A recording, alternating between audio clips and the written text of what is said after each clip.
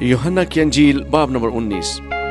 उस पर पिलातुस ने यीशु को लेकर कोड़े लगवाए और सिपाहियों ने कांटों का ताज बनाकर उसके सर पर रखा और उसे अरगवानी पोशाक पहनाई और उसके पास आकर कहने लगे, ऐ यहूदियों के बादशाह आदाब। उसके तमाचे भी मारे।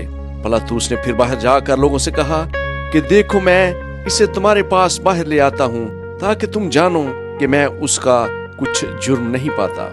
यीशु कांटों का ताज रखे और अरगवानी पोशाक पहने बाहर आया और पिलातुस ने उनसे कहा, देखो ये आदमी। जब सरदार कहन और प्यादों ने उसे देखा तो चिल्ला कर कहा, मसलूब कर, मसलूब। पिलातुस ने उनसे कहा कि तुम ही उसे ले जाओ और मसलूब करो, क्योंकि मैं इसका कुछ जुर्म नहीं पाता।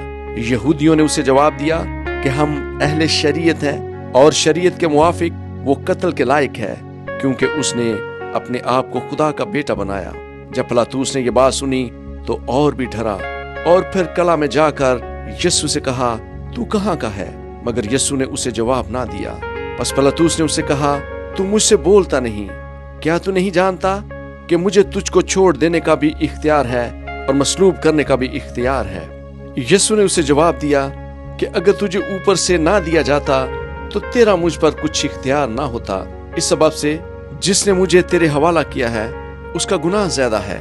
इस पर पिलातुस उसे छोड़ देने में कोशिश करने लगा, मगर यहूदियों ने चिल्ला कर कहा, अगर तू इसको छोड़ देता है तो कैसर का खैर ख्वाह नहीं। जो कोई अपने आप को बादशाह बनाता है वो कैसर का मुखालिफ है। पिलातुस ये बातें सुनकर यीशु को बाहर लाया और उस जगह जो चबूतरा और अब्रानी में गुप्ता कहलाती है, तख्ते अदालत पर बैठा। ये फसह की तैयारी का दिन और 6 घंटे के करीब था। फिर उसने यहूदियों से कहा, देखो ये है तुम्हारा बादशाह। बस वो चिल्लाए कि ले जा, उससे मसलूब कर। पिलातुस ने उनसे कहा, क्या मैं तुम्हारे बादशाह को मसलूब करूं? सरदार कहनों ने जवाब दिया कि कैसर के सिवा हमारा कोई बादशाह नहीं। यीशु को मसलूब किया जाता है। इस पर उसने उसको उनके हवाला किया कि मसलूब किया जाए। बस वो यीशु को ले गए और वो अपनी सलीब आप उठाए हुए उस जगह तक बाहर गया जो खोपड़ी की जगह कहलाती है, जिसका तर्जमा अब्रानी में गुलगता है। वहां उन्होंने उसको और उसके साथ और 2 शख्सों को मसलूब किया, एक को इधर एक को उधर और यीशु को बीच में। और पिलातुस ने एक किताबा लिखकर सलीब पर लगा दिया। उसमें लिखा था, यीशु नासरी, यहूदियों का बादशाह। इस किताबा को बहुत से यहूदियों ने पढ़ा, इसलिए कि वो मकाम जहां यीशु मसलूब हुआ शहर के नजदीक था और वो अब्रानी, लातीनी और यूनानी में लिखा हुआ था। बस यहूदियों के सरदार कहनों ने पिलातुस से कहा कि यहूदियों का बादशाह ना लिख, बल्कि ये कि इसने कहा कि मैं यहूदियों का बादशाह हूँ। पिलातुस ने जवाब दिया कि मैंने जो खत लिख दिया वो लिख दिया। जब सिपाही यीशु को मसलूब कर चुके तो उसके कपड़े लेकर 4 हिस्से किए, हर सिपाही के लिए 1 हिस्सा, और उसका कुर्ता भी लिया। ये कुर्ता बिन सरासर बुना हुआ था, इसलिए उन्होंने आपस में कहा कि इसे फाड़े नहीं, बल्कि इस पर कुरा डालें ताकि मालूम हो कि किसका निकलता है। ये इसलिए हुआ कि वो नविश्ता पूरा हो जो कहता है कि उन्होंने मेरे कपड़े बांट लिए और मेरी पोशाक पर कुरा डाला।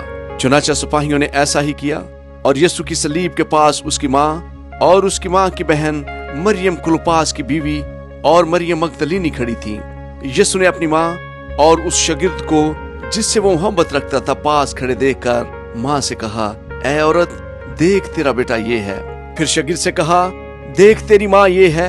और उसी वक्त से वो शागिर्द उसे अपने घर ले गया। यीशु की मौत।